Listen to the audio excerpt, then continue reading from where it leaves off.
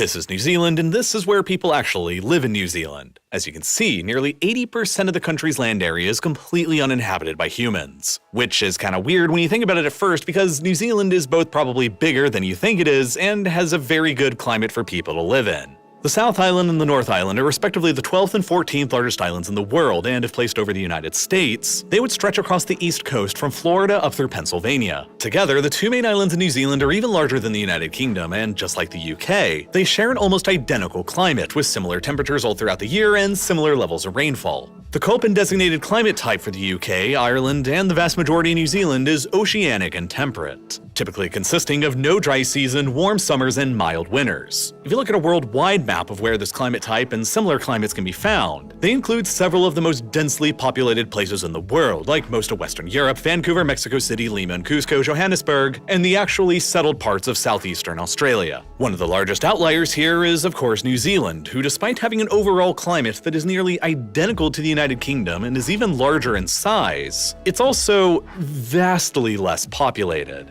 The UK has a population today that is nearing 69 million people, while New Zealand barely has a hair more than 5 million, or nearly 14 times fewer people. In fact, New Zealand's combined landmass has a lower population than a ton of other smaller islands around the world, all despite their larger size and more ideal climate, most evidenced of all by the smaller islands like Java, Honshu, and Great Britain, all of which are smaller than New Zealand and yet have orders of magnitude more people living on them. To really hit the point home here, the population density in the UK is on average 281 people per square kilometer, while in New Zealand, it's only 18 people per square kilometer. The UK is therefore 15 times as densely populated as New Zealand is. So, why is New Zealand so much more comparatively empty despite the similar size and similar climate? The answers are complex and fascinating, but the thing about New Zealand's population pattern is that it only appears to get even stranger the more and more you actually look at it. Remember that something like 80% of the country is just totally uninhabited, but note the difference in that amount of uninhabited land between the two main islands. The vast majority of New Zealand's population, more than 3/4 of them, all live more clustered together up on the North Island, while less than 1/4 of them live much more spread out across the geographically larger South Island. So the smaller North Island has a lot more people than the South Island does, but even then, almost half of all the North Islanders just live around the primary city of New Zealand, Auckland. This is by far the biggest city that New Zealand has got, strategically located along an isthmus with good natural harbors to the north and the south and placed over a dormant volcanic field with fairly fertile soils. The Auckland region alone is home to some 37% of all modern New Zealanders and is fast approaching a population of 2 million people. This high concentration of people around just one city makes New Zealand one of the most highly centralized countries anywhere in the developed world. For the sake of comparison, these are the percentages of a few other countries' populations and their biggest cities from around the world. So including Auckland, the North Island is home to 4 out of 5 of New Zealand's largest cities, with the largest down on the South Island being Christchurch, placed upon the flat plains of Canterbury. But if you exclude the urban area around Christchurch, the population density across the rest of the South Island, an island that's roughly the same size as the Netherlands plus another half of Belgium, is basically almost barren at only about 5.4 people per square kilometer on average. About as empty as the states of North and South Dakota in the United States. And this is actually strange today because historically, back during the 19th and early 20th centuries, it was actually the South Island that had more people on it than the North Island. Now, of course, the biggest and most obvious factor explaining New Zealand's relative emptiness is simply its sheer isolation away from the rest of the world. There are some cartographers who prefer to divide the planet into two separate halves, the land hemisphere and the water hemisphere. And within the water hemisphere, New Zealand is placed almost directly within the center. The closest other large landmass to them is, of course, Australia, but they are separated by nearly 2,000 kilometers across the open ocean of the Tasman Sea. And other than that, it's all just scattered islands, Antarctica, or open, empty ocean for thousands of kilometers away in every single direction. Even today, because there's simply so little to note down here, air and maritime traffic around the South Pacific is the most empty spot on the globe. It still takes a nearly 4-hour flight just to hop between Auckland and Sydney, which is roughly comparable to a flight between London and Athens across the whole of Europe. And that's just New Zealand's closest neighbor. For most of Europe, New Zealand is quite literally the furthest place away they can get without leaving the planet itself in a space. Because New Zealand exists precisely on the opposite side of the world from much of modern-day Spain and Portugal. It simply takes time for people to get to or get off New Zealand even in the 21st century. And it is because of this extreme isolation from the rest of the world that New Zealand was always fated to become the final large habitable landmass on the Earth's surface to ever be discovered by humans. It remained an isolated, perfectly untouched by humans ecosystem throughout all of history and civilization until a group of Polynesian explorers likely happened to stumble upon it by mere chance sometime during the 13th century, at about the same time as Genghis Khan and the Mongols were rampaging across Eurasia. From there, over the span of centuries, the initial Polynesian settlers developed a unique culture of their own, the Maori. And they remained undisturbed on the islands by any other humans from the outside world until the mid-17th century, when a Dutch sailor became the first non-Polynesian to ever discover and visit them. But sustained and lasting European contact with the islands didn't really begin later until 1769, when the British sailor Captain Cook visited the islands nearly 5 centuries after the Maori had first discovered and settled them. Simply put, other islands around the world like Great Britain, Java, Honshu, and many others have just had far more time to develop and expand their populations than New Zealand has. Many of these islands have been settled by humans for tens of thousands of years, simply because they exist nearer to the edges of major continental landmasses and were thus discovered by people millennia before New Zealand ever was. As recently as the 13th century, New Zealand's human population was literally zero, whereas other medieval islands like Japan and Great Britain already numbered in the millions, about where New Zealand is only at today in the 21st century. Having more people to start with simply means having more people later on as more people are available to reproduce. And the Maori of New Zealand were starting completely from scratch just 800 years ago, which really isn't that long ago historically, based on several assumptions and not rooted in anything really other than basically guesswork. Modern demographers usually estimate that the Maori population on New Zealand likely numbered around 200,000 individuals after 5 centuries of living there by the time the British arrived. And subsequently, their population began to crash significantly. By 1840, the British Empire began formally incorporating New Zealand into a colonial possession, and a flood of immigrants to the islands coming from Britain and Ireland began. Through a combination of various factors like European-introduced diseases that the Maori lacked any immunities to, warfare and violence between the colonizers and the indigenous Maori, and the forced introduction of a brand new legal and justice system that was unfamiliar to them, the Maori population of New Zealand plummeted from around 200,000 at the time of contact in 1769 to only around 40,000 a tad more than a century later in 1890. But by that point, around 500,000 white European colonists, mostly coming from Britain and Ireland, had arrived to the islands and mostly replaced them.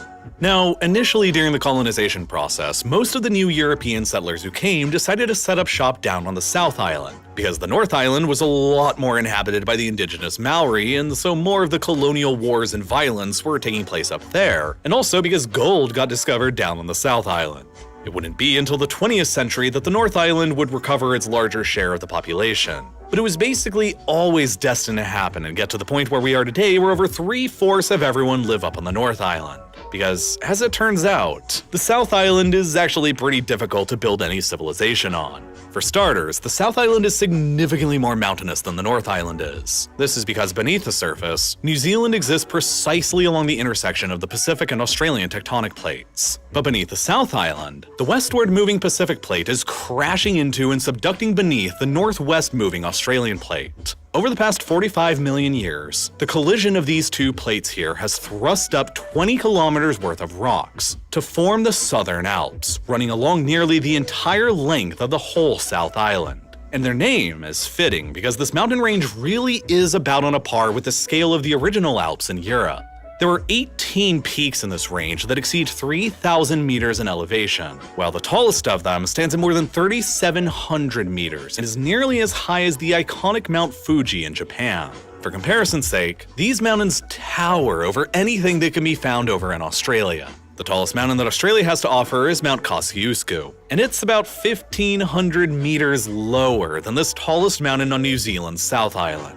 Economically developing humongous mountains is a challenging task, because building anything around them or through them is just more expensive and labor-intensive than it is on more ideal, flatter lands. But taking up a lot of otherwise available space on the South Island isn't the only problem to development that the mountains here pose. They extend for about 500 kilometers across the whole island and carve out only a narrow strip of land to their west that is actually exposed to the prevailing westerly winds that blow across the Tasman Sea. So as a consequence, moist air blowing with the prevailing winds will almost immediately hit the Southern Alps, which will form clouds that dump a torrential amount of rainfall all across the narrow western coastal strip. But as the winds travel further over the mountains, they lose their moisture and get warmer as they cross over and then descend down towards the mountain's eastern side, where they then become hot and dry winds that blow across the island's eastern side. As a result, not only do the mountains on the South Island take up a lot of the available space away from development, but they cast a deep rain shadow across the flat plains of the island's eastern half that turns them generally into arid plains, and often subjugates them to drought-like conditions. So essentially, land on the eastern side of the island is generally flatter and easier to develop, but it also receives too little rainfall to make growing crops a sustainable venture. While the western side of the island is extremely rugged with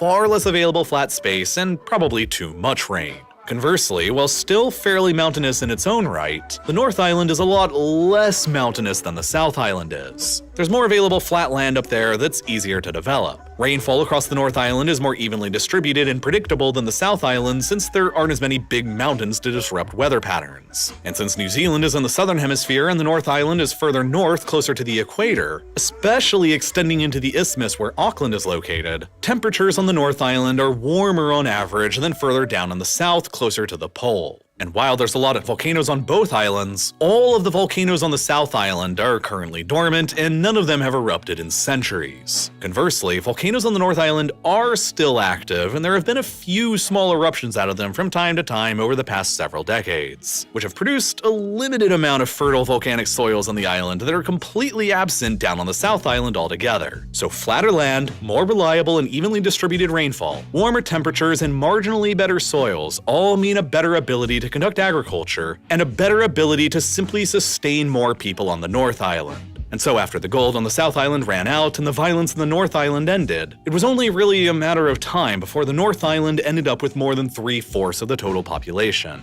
But nonetheless, it's not like the North Island possesses a huge ability to host a lot of people either. While active volcanism introduces some amounts of minerals to the North Island soils, these eruptions don't really happen that often, and they're usually pretty minor events. There have only been a grand total of 13 significant volcanic eruptions across all of New Zealand over the entirety of the past 1,800 years of history. The North Island itself has only seen 4 very minor eruptions over the past century, while the South Island, of course, has seen exactly 0. Conversely, Japan experiences an average of 15 volcanic events every single year, while just a single volcano out of dozens of active volcanoes on the Indonesian island of Java has erupted 6 times only since 2018. As a result, the soils of several Indonesian and Japanese islands get more minerals deposited within them more frequently from all the ash that falls from volcanoes. And so they are therefore just more fertile and easier to grow crops in than New Zealand,